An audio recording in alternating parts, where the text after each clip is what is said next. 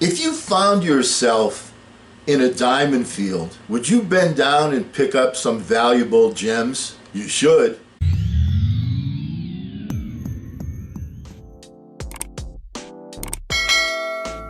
Hello again, everyone. I'm Eli's dad with Project Eli, where we educate, lead, and inspire.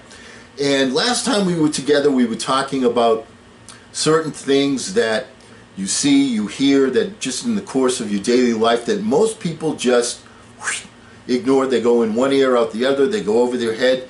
But people that are successful tend to take notes about things that they hear and see and feel from other people, because they can use them later on, and they don't necessarily have to be related at that very moment to your particular burning desire. But a lot of times when you get something from a completely different viewpoint, you can relate it to the things that are important to you, that the things that you're working on, and make them better. So one of the things that's important to do is to jot down and capture these thoughts, because life is a giant puzzle and you're putting together puzzle pieces, and in order to be successful, somebody put one final piece together and there was an aha moment. Oh, if I do that, all right, that's what we're talking about. So I've had some requests from people. What are some of the things that you write down, that you capture, and I want to share with them, some of them again with you today. Here's one. Confidence doesn't come from always being right. It comes from not fearing being wrong. There is like a critical one. There are some people you look at and they're confident, and you know what? They're just like you and me. They make mistakes, and they may, as a matter of fact, they probably make more mistakes than the typical person. Why? Because the typical person is in fear of doing something wrong. Now, especially at the workplace as a leader, you give confidence to your people if, instead of chastising somebody tremendously when something doesn't go right, you need to give them confidence and say, you know what, that particular thing didn't work out so well, but I want to applaud you for trying it, because the only way that we're going to move forward is by trial and error, by seeing things, by envisioning something better and giving it a shot. Confidence comes from not being afraid that you're going to do something wrong. Does that make sense? One of my favorite basketball players, as a big fan of the Boston Celtics, was a gentleman named Paul Pierce. And Paul Pierce had a nickname which was the Truth. And he was the truth because he got the ball. Uh-oh, bad things are coming if you're the opponents. Ran across a couple of things. You know, the truth is marching on and truth are consequences. What has that got to do? Those aren't, you know, very enlightening statements. But the point is, if you don't accept the truth as it is, it will continue to advance, especially if it's not something that you want to see happen. Or truth or consequences. If you don't recognize the truth, you're going to face the consequences. And aren't we living in that scenario right now today? How many people out there are still saying that this pandemic, this virus, is a hoax? And they're walking around as if everything is the way it was, 12 months ago. And it's not.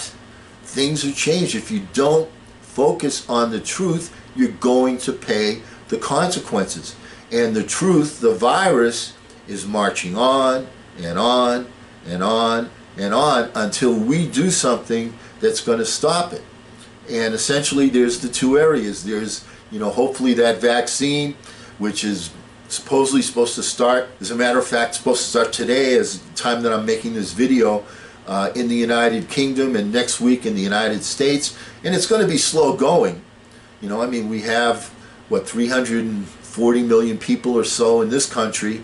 It's going to take a while for that vaccine to, make its way through the entire population.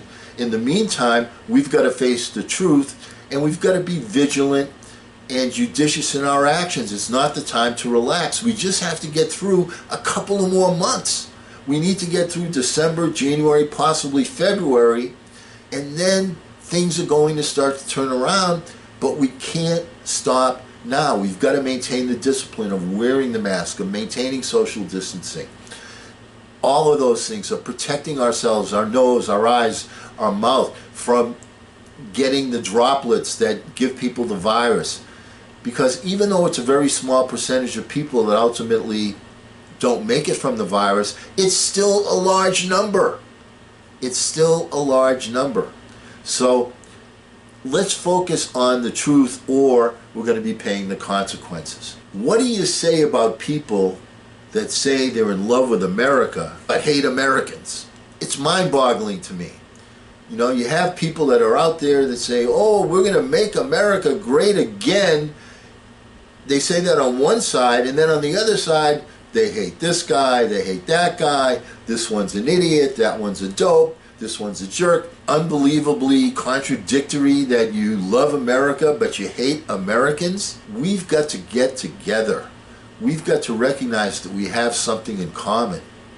And we've got to lock arms and embrace the situation that we're in right now and work together with it, and not cause more division among our own people. That's not healthy. That's not going to work. That's the reason why we had a record turnout for this past election. People became passionate, more so than any other time in my lifetime, and I'm not a puppy here, more so than any other time, people were passionate about voting. And some people wanted one, and some people wanted another, but they were certainly passionate. There was very, very little middle ground. And what motivated, people to go out is, I want to have it my way. That's why we had record numbers. So that passion is good, but my point is, let's not, once the decision is made, you've got to lock arms and work together. You've got to heal the division in this nation and heal us from this virus. That is the mantra that I personally would like our new administration to follow. We've got to be united as a people, and first things first, we've got to take care of this virus that is plaguing us and preventing us from living the fruitful lives that we desire and we deserve. And when you take a look at the results, and clearly it's on us.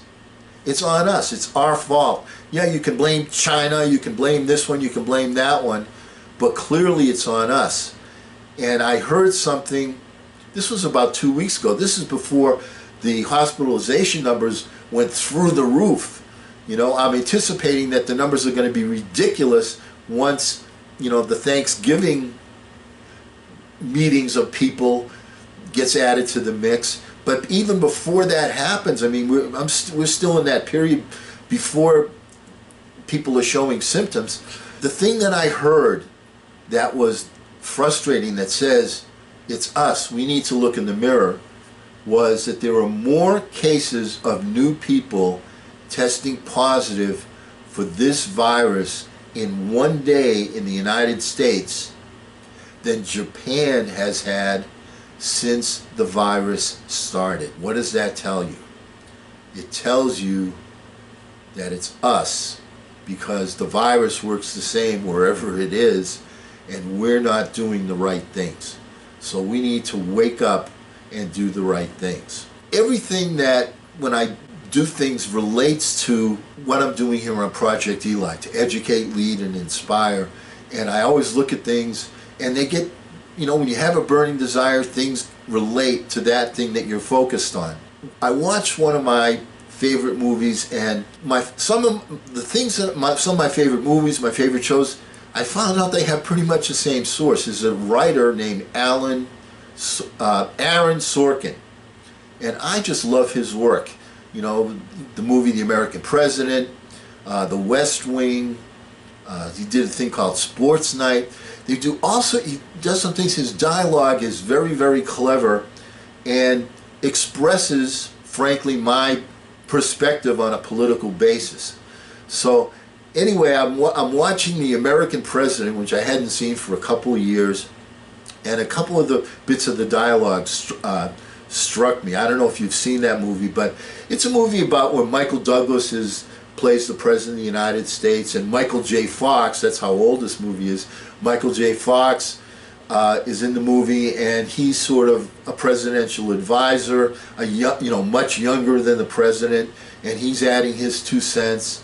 And so they're having a scenario, they're having an issue, and his name is Louis Rothschild, that's Michael J. Fox. They don't have a choice. Bob Rumson is the only one doing the talking. People want leadership, Mr. President, and in the absence of genuine leadership, they'll listen to anyone who steps up to the microphone. They want leadership.